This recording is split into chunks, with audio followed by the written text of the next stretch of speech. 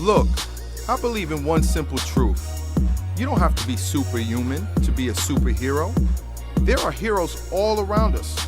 Heroes of culture, business, philanthropy, and technology. And on this show, I'm going to talk to them all. My name is Joe Anthony, and this is Hero Talk. Welcome to another episode of Hero Talk, where we talk to ordinary people doing extraordinary things, heroes of culture, philanthropy, technology, society, those who all have one thing in common. They want to shake shit up. They want to change the world, make it a better place. Today I'm here with a special guest, Daniel Saynt, founder and chief conspirator of the influencer marketing firm NSFW. And for those that don't know what that acronym means, it's not safe for work. What's up, man? How you doing? Things are good. Things are busy. Good. Awesome. Well, thank you for being here. I'm really excited to talk to you. Your story is extremely interesting, and as I was doing research, your trajectory to where you are now has definitely taken a lot of twists and turns. But before we get into that, I'd like for you to tell the viewers a little bit about kind of your origin story, where you come from. From what I understand, you're a fellow Boricua well, I'm from Queens, you're from the Bronx. Yeah. So tell us a little bit about how it was like growing up for the Bronx and kind of how you found your way into fashion. I grew up in the Bronx, welfare family. Spent a good amount of time homeless, begging on streets every so often. Really just a very, very loving family, but one with not a lot of means. And I remember just being fortunate enough to be someone who loved to study and loved to learn and was just very, very intellectual and was able to excel within the system that I was in and what I was raised with. I went to college and just kind of fell in love with the fashion industry within New York. So I started working with fashion startups, worked with one for a little bit, and then became inspired to start a fashion blog, which was kind of interesting because I was just like a kid from the Bronx writing about fashion. Didn't really know much about it, and really took the approach of being an outsider, someone who was not part of the industry but was trying to comment on it. The blog became very, very popular. We would talk about race in the industry and which designers were putting white models versus Hispanic models versus black models on the runway. We would talk about these issues that were happening within fashion production and sweatshops and all this other stuff, and we kind of took a very kind of tongue-in-cheek, but we were kind of the assholes of fashion. And the industry wasn't really ready for that at that time. The industry was not ready for that at the time. And New York Observer wrote an article where they called me the Perez Hilton of fashion, and it was just like this whole thing within the industry where I was just very much like attacking the industry, but in truth I actually did love it and I excelled in it. And in that time of writing the blog, we got to about 5 million readers per month. Started consulting with brands like Louis Vuitton on how to work with influencers, how to work with bloggers. This was before bloggers were even being let into Fashion Week. It was just kind of this new thing that they had to pay attention to because every so often they'd get like a negative post and then they'd see it and freak out and like be like, I don't know what to do. So we started working with these brands. Sold that company, then became chief marketing officer of a brand called Rebecca Minkoff. Grew that brand pretty rapidly, just working with influencers, working on social media, focusing in on social media as a main means to connect to the audience, which at the time no one was really doing. Left that, started a company called Socialite. Socialite now represents about 150 strong digital influencers, people who have over 1 million followers and who are making close to $1 million a year.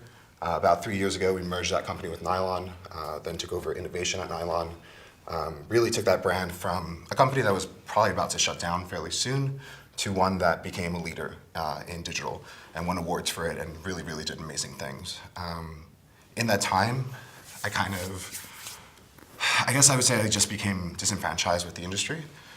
It felt like it was just this constant flow of consumerism and this constant flow of trying to convince people to buy things that they really didn't need. And I felt like there was something missing in what I was doing, and I wasn't feeling fulfilled. Like we were getting great campaigns, we were making millions of dollars on like the agency growth and everything else and doing really well, but I felt like I wasn't actually selling a product that I was proud to sell. So I started looking at the cannabis industry and I started looking at sexual wellness, and I realized those two industries were not only growing very, very rapidly, they didn't have anyone really focusing in on how to market them and how to present them to the millennials. So we started creating events.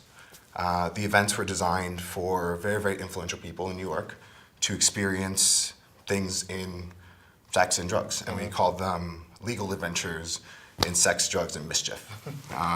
And we started testing, we started workshopping these various events, and basically found out that through education and through teaching people about things and through opening up a space and making it very open in terms of thought and freedom of what people can do, we were able to educate people on sex, we were able to introduce products to them, and we were able to create an agency around that. And now we have 575 members. We host what's been called New York's most private elite sex club. We don't consider ourselves a sex club. But we basically have become known now for producing these amazing events, having this very, very highly curated group of people who attend, and working with brands who desperately want to connect to those people. And it's now becoming kind of like an influencer-based agency that connects to the brands who are in the space, connects to the media brands in the space like High Times and Complex and Arsenic TV and really, really big players there. And also this group, this really, really carefully curated group of people who are influential beyond just having Instagram followers, but are CEOs and Fortune 500 kids and 30 under 30s and tech startups and models and celebrities and like just this amazing group of people come together once a week to come together. How did you develop your tone of voice, your approach? For people who know you, they know that you're somewhat provocative, disruptive. You have to be disruptive to kind of look at sexual wellness as an area of opportunity when there's so much inhibition that's kind of inherent to that subject matter. But going back to the inspiration that inspired your blog and the tone of voice that you took, where did that come from? I feel like a lot of just my understanding of like the industry and industries that are especially guarded, like fashion was a very, very guarded industry. I studied e-commerce, I studied technology, and I kind of understood that there was a change coming. A big shift in how people approach fashion where digital would become more and more important. And the ability for people to create these blogs, and at the time we had MySpace, and that was probably about it. I think Facebook had maybe just launched. We had this opportunity now to talk to these audiences and to connect to them. And no one was really figuring out how to do that intelligently. So really going after that was like, let me make a lot of noise. Let me do what works on the internet right now, which is kind of being like a Perez Hilton. At the time, that was like how you grew a blog. It was before like personal lifestyle bloggers were really like picking up. So it was just like a fashion news site that, didn't give a fuck. Our whole thing was sex, drugs, and hot couture. Like that was like our whole little slogan. On the sex side and the drug side, I think a lot of that just came from my own discovery and my own feelings about myself. Like I, realized I was bisexual, and I've been bisexual for a long time, but realized it came to a point where I wasn't identifying with anyone in Hollywood, because like there's a lot of people coming out as gay and a lot of people who are just straight and a lot of rumors of people, but male bisexuals don't really exist that much. So I felt there was a need for me to be more open about that. Also, I'm polyamorous, so felt the need to be more open about that. And my ideal scenario requires 2 people, so it's different than most. And I went to Burning Man, and and Burning Man helped me really realize something that That you're not that different. yeah. You go there and you're like, this is just kind of really normal here. And at Burning Man, you have all these sex camps. You have all these camps focusing on kink and BDSM and electroplay and just literally anything and everything you can imagine, and conversations on polyamory, conversations around bisexuality and sexual identity. And there was this openness that was being taught there, and workshops and education that was being provided there that really didn't exist anywhere else. So NSFW became very focused on bringing that experience to New York, making it available to a very catered group of individuals, and finding the most influential people, because those people will impact how the rest of the world thinks. What's driving that with millennials right now? I mean, you can see that millennials are more open and more liberated than previous generations. What's some of the driving factors that's creating kind of this interest in adopting more of a free-spirited lifestyle? I think most are just disillusioned by what has kind of been told to them is the norm. They know they're not going to get married young. But they're still like on this idea that I have to get married, I have to have kids, I have to do this before this time, I have to like focus on this. But they know it's not happening. And a lot more of them are now waking up to this, world in which tomorrow you could be dead. Like tomorrow it could be the end. Tomorrow there could be this. We have Trump in office and we're all fucking freaking out every single time there's a Facebook update. And you have this kind of feeling and this like fear that, there's less time than we actually have. And I think that with this whole generation that's looking not to get married, that with this whole generation that's accepting, gay marriage and trans rights and all these other things as things that you have to be aware of and care about, that coupled with legalization of cannabis across the country and it coming sooner, we're going to have a new generation of flower children, and that's what we're preparing for. And a lot of what NSFW does is tap into that. So you have over 500 influencers now that make up the community in NSFW. How are they finding you? Are they signing up? Is there a place where they can go and sign up? Are you recruiting them or curating this 500 person list and growing that? Well, the list of the people who are part of the private club. So we have NSFW Private Club, NSFW Agency. The people in the private club, a lot of it was, just close network of people who I knew. But pretty soon we're completely blocking off the ability for people to join and just letting members choose who gets to come and who gets to be a part of it. But it really was just word of mouth. We haven't done any true marketing, which we plan to do soon. Is it a physical space, or are these just a series of events that you curate that move around? We have this house, basically. It's a clubhouse. We're planning for some larger events, so we've been talking to House of Yes to do a 300+ member event. Talking to the Museum of Sex for a Fashion Week activation that we're putting together.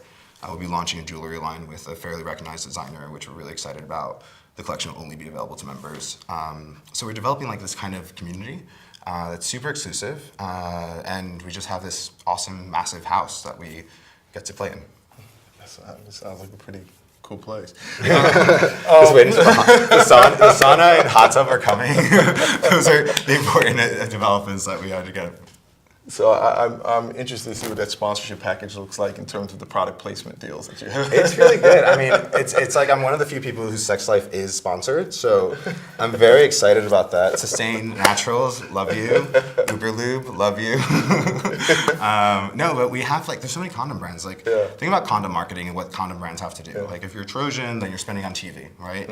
There's limits to where you can advertise. If you're a sex toy brand, you can't really advertise on Facebook. You can't advertise on Twitter, and you can advertise on Google, but it's ineffective. So now you kind of have tons of money because you have 90% markups on all the stuff that you produce. It's all made in China. You're making tons of money off of every single product sold. You have a massive marketing budget. How do you use that?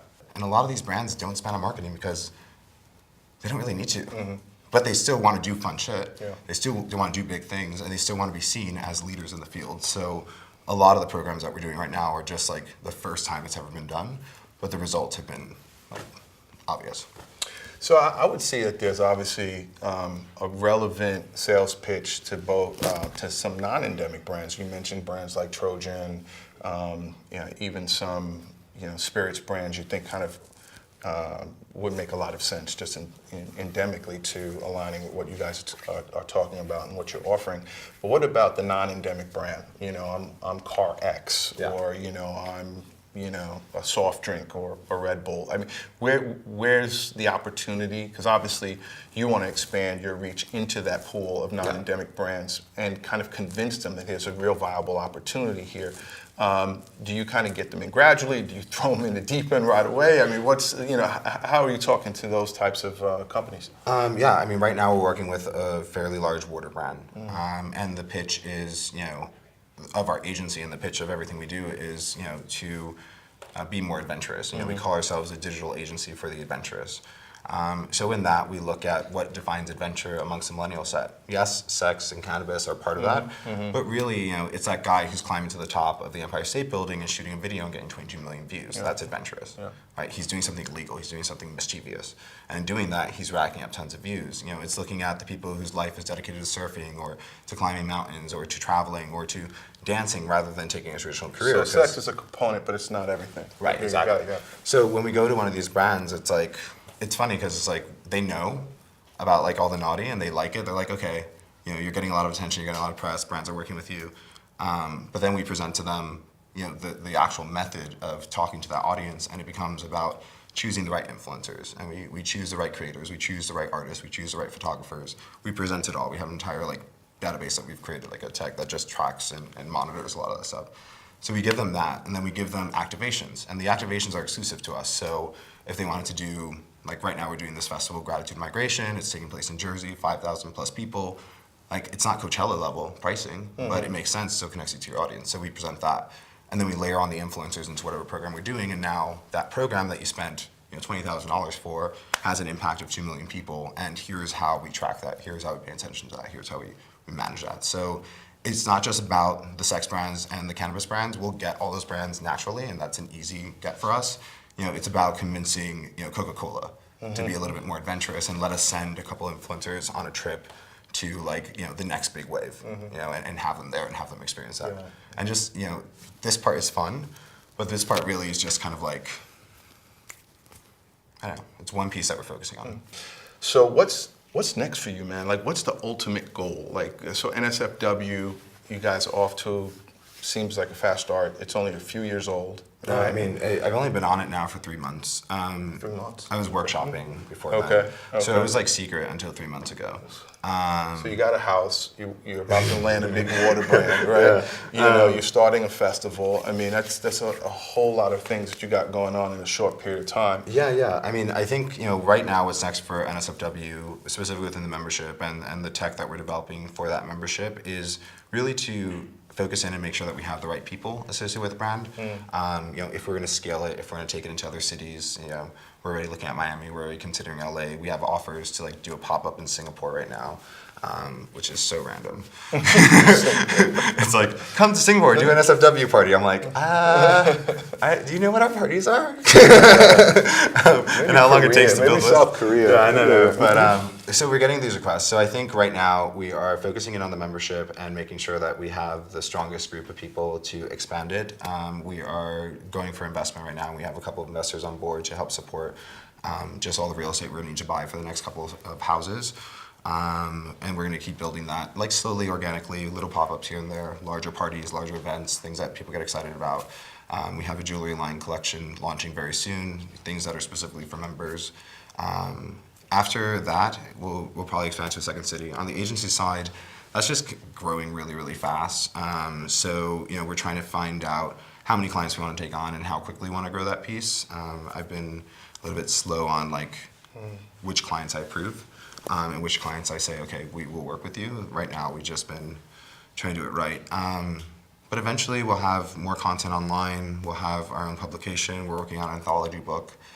That's a collection of all these member confessionals and true stories within NSFW. And we'll have a deluxe version that includes some panties that were left behind. We have a lot of underwear. I got to see the signed release forms on that. And then we have interest from some dispensaries that want to license a name as a dispensary brand that would be dispensary plus toys, and kind of create this new model for how to sell sin. I don't know, it's a good brand. It's once you have a good brand, you can do pretty much anything. So the NSFW and being known as the brand for naughty people is a good thing right now. Well, look, Daniel, thank you so much for coming by, man. I want to wish you so much luck, and it seems like you got it all figured out. I mean, but you got a lot going on, and you definitely got a unique idea, and you come from humble beginnings to see a self-made guy like yourself go from the fashion industry. From the fashion industry, obviously, to owning a piece of a magazine, to being the CMO of a major fashion brand, to now kind of starting a movement to kind of liberate people's minds sexually, I think is very admirable, and congratulations, man. Appreciate it. Yeah. Thank you. Awesome.